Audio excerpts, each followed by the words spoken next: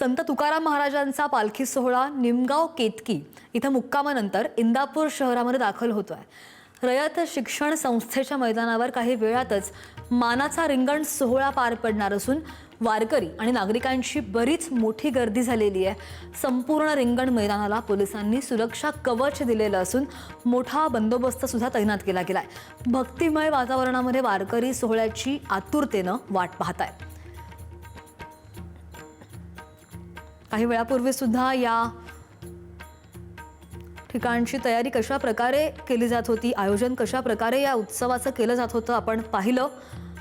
आमचे प्रतिनिधी निलेश आपल्याला या संदर्भातले सगळे वारीचे ताजे अपडेट्स आपल्यापर्यंत पोहोचवतात आणि इंदापूरमधून ही दृश्य आपण पाहतोय। संत तुकारामांच्या पालखीचा रिंगण सोहळा थोड्याच वेळात पार पडणार आहे आणि पालखी आगमनामुळे इंदापूर नगरी भक्तिमय झाली आहे।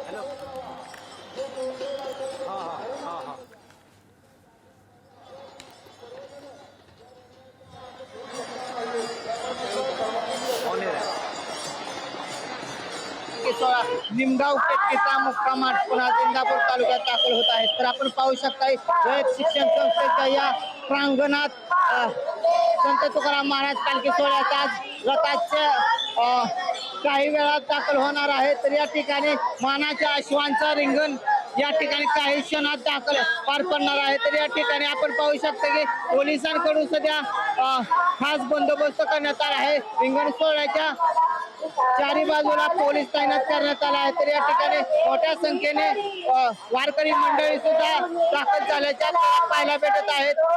इंदापूर विशाल पुढारी न्यूज।